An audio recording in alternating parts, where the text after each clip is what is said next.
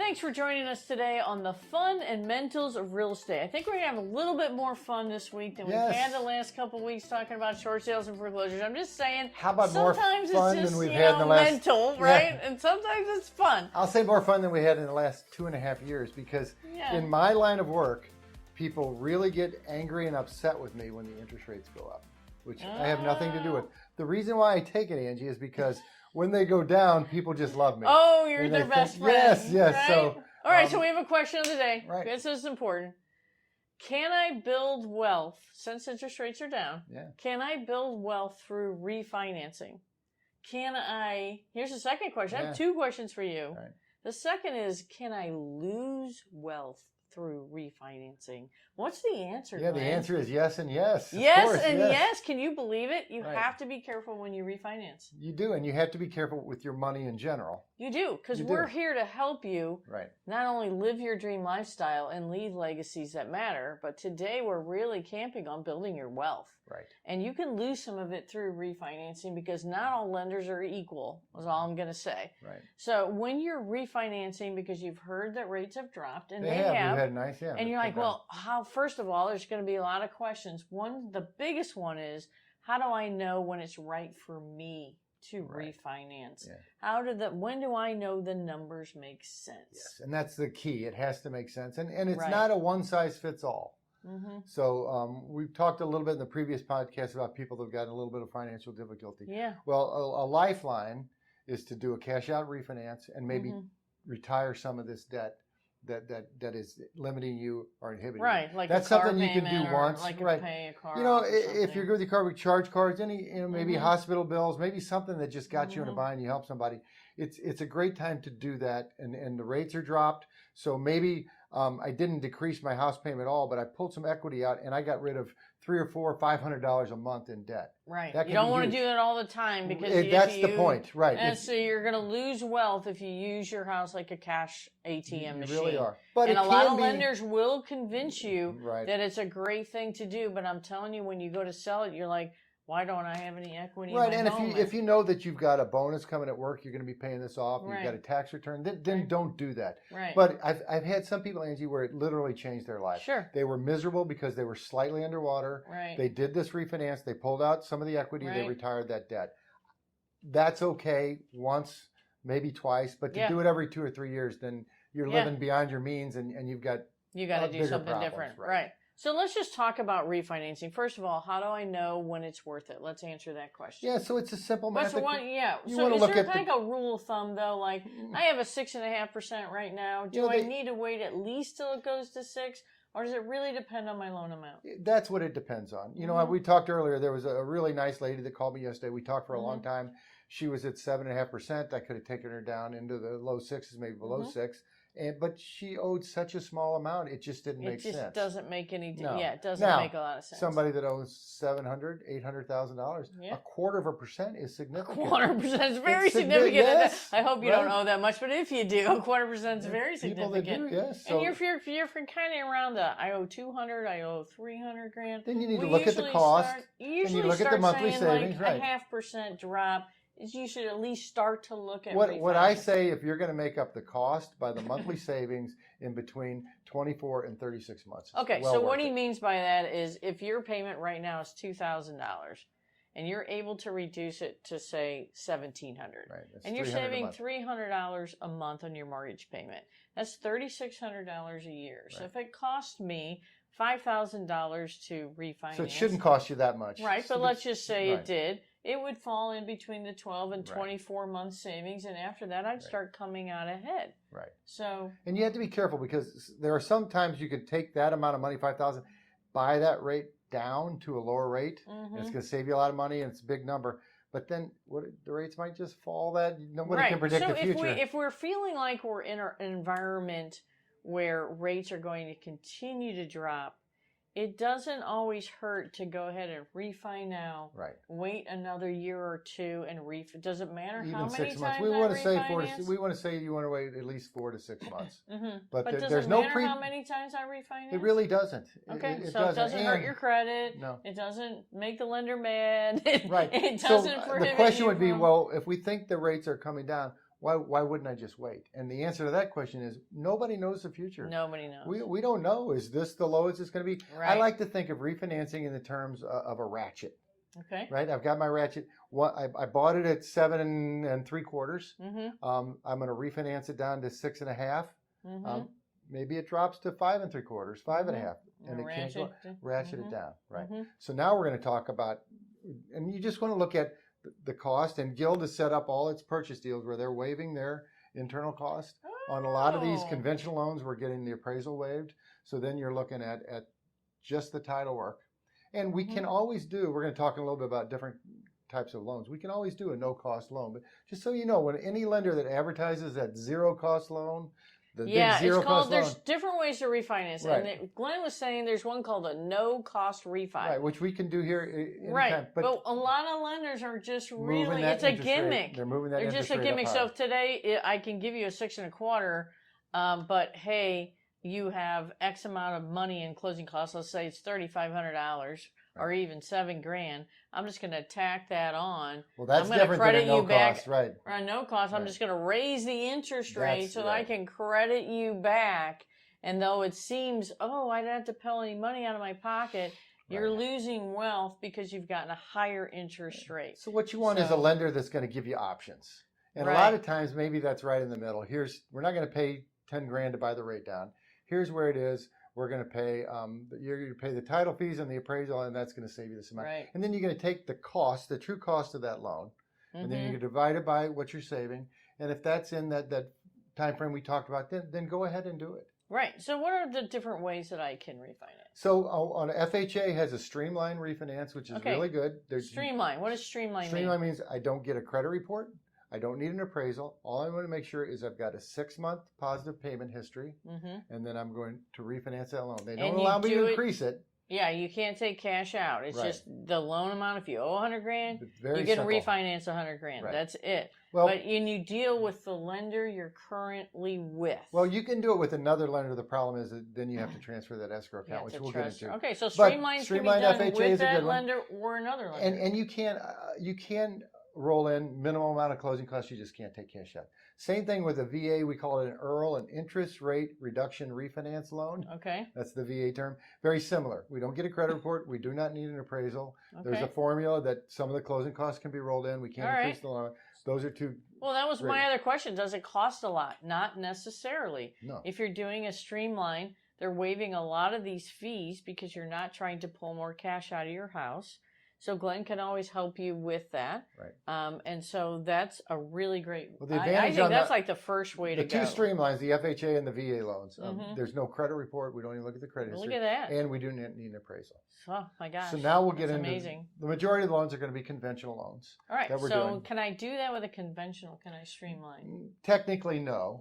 But most of the conventional loans, we're going to put that into our automated underwriting, and it's going to let us know whether or not we need an appraisal. So a lot of times we'll get the appraisal waiver. Appraisal waiver. Now, if you got a loan through Guild, 12 months ago? In the last 2 years, right. In the last 2 years. We're waiving our internal fees. They're waiving the Guild fees, which is your underwriting fee and your processing fee. And you might be able to get the appraisal waived. So then if there is any cost, it's just going to be for the title update. A title update's usually $200-300.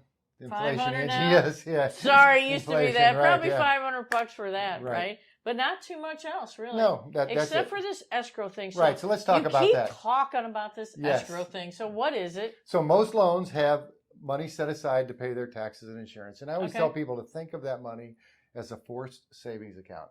The lender is going to hold on to that money on your behalf, and when you make your payment, you're making your principal and interest, and then 1/12 of your taxes and insurance. Right. So what happens when we refinance, we're paying off that old loan, we're starting a new one. So that escrow account's sitting there with the lender that has all your taxes and all your insurance for the year in it, especially this time of year in the when fall. Most of the taxes are probably sitting in there all year long. So let's just say you have a $3,500 tax bill every year. There's probably at least $3,000, if not more, sitting in that escrow account for taxes alone, not to mention your insurance. Right. So there could be $4,500 sitting in an escrow account. So, now when you go get a new loan, they need that money in their new escrow account. Yes. So can I just transfer, or do I got to pull that out of my pocket, give you $4,500 and then wait for that guy to refund me the $4,500. How does it work? That's the way you have to do it if you're using a different lender. If you're and using it's not a the different end of the lender, world. I mean, if you're it with is, Guild though, and you're with doing a it's Guild excellent. refund, We just you can just transfer it right over. boop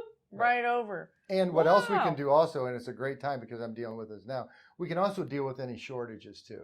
So at the time of the refinance, we're gonna get that account current. Oh, so we're gonna make sure we're dealing with those. Right. So everybody's taxes and insurance are going up right now. Right. So the new tax bills will be out November 1. That's number 1, right? Insurance was where everybody's getting crushed. And insurance is getting insurance crushed. Premiums So are going if up. you're, let's 30%. just say your insurance went up $500 for the year. It used to be $2,000 and now it's $2,500. Right. Now your escrow account, it's $1,000 short.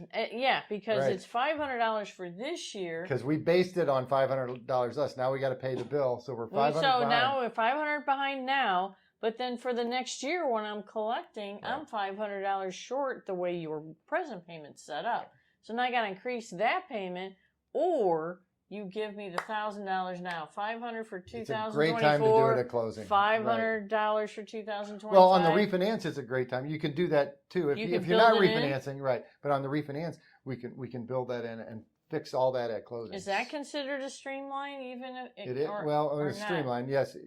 There's a formula on the FHA and the VA, and usually we can account for that.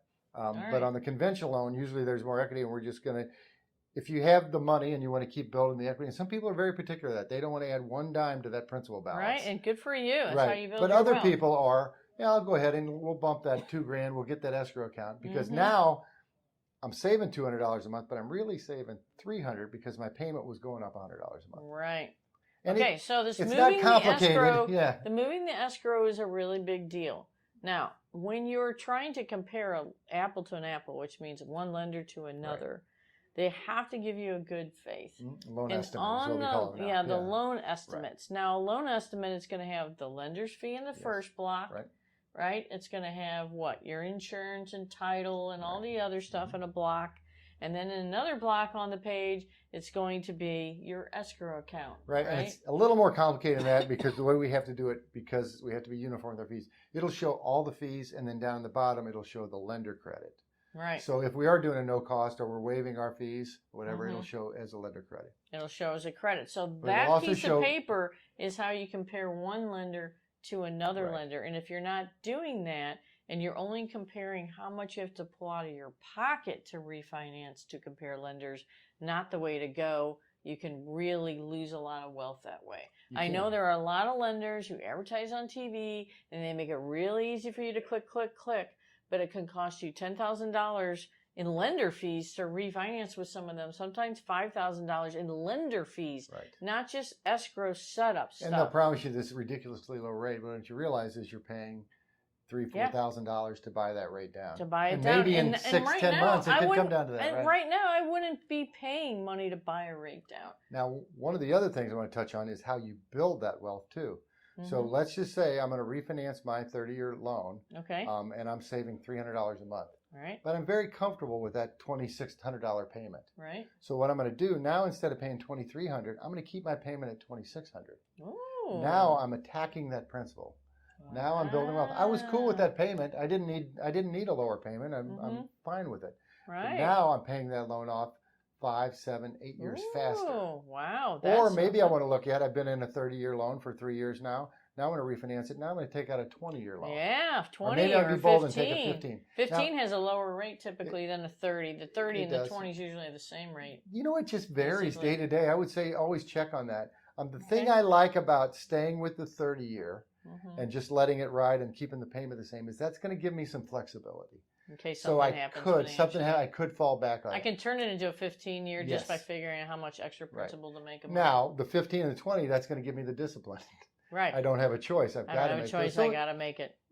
I would say when it comes to refinancing, it's not one size fits all. Sure. Get with a professional that can give you options. Right. Take time to look at the numbers. Well, what about cash out? What about cash out refinance? So let's just say my house is worth $400,000.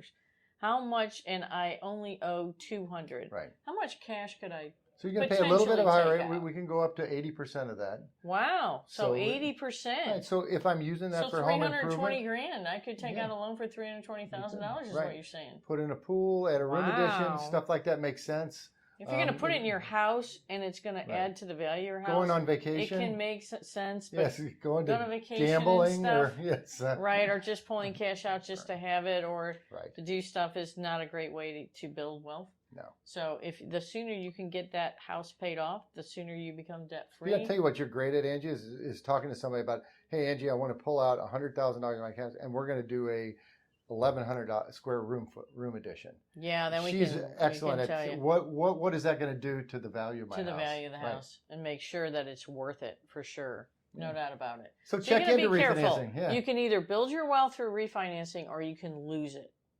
Okay, and we'd really rather see you building. Please talk to more than one lender.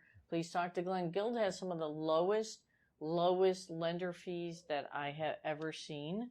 And right now, they can do no-cost refinance if you need. They're doing the free refinances if you got a loan with them in the last 24 months. Lots of the and they'll give you options. And when a lender tries to just put you into one box, it means that they're probably making a lot of money off that type of loan, especially if you're going from a conventional and they try to make you go into an FHA or VA. Yeah, watch out Please for do that. not do that. Because And just the opposite is to take that FHA, get out of that and get into a conventional, remove that PMI. Because you're paying a lot of private mortgage insurance. It's not going to go away on the FHA. And it's a good time out of conventional to get out of the MI too. Yeah, how do I get out of MI? So we're going to get an appraisal on that property and we're going to find out what it's worth. And that's another one I've seen people, they put down 5%, we get the appraisal and it's at 81%.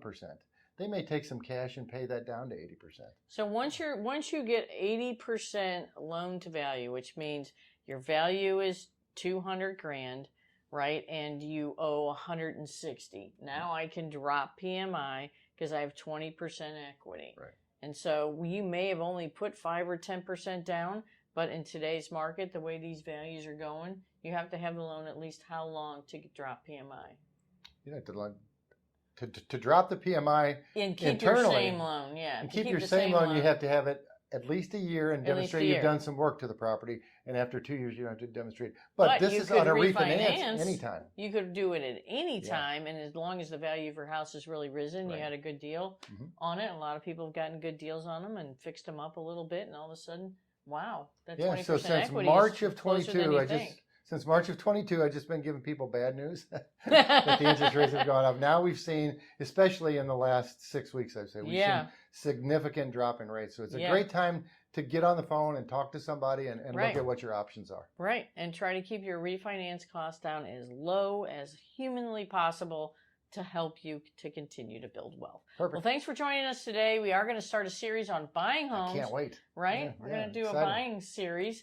And we're going to bring in Josh Gullidge, our expert buyer's agent. That's going to be a lot of fun. Yes. So, till next week, we will see you then. Live your dream lifestyle, build wealth, leave legacies that matter. I'm Angela Dillmon here with Keller Williams Chesterfield. And I'm Glen Calvin with Guild Mortgage here in Chesterfield. Thanks for joining us. Thanks.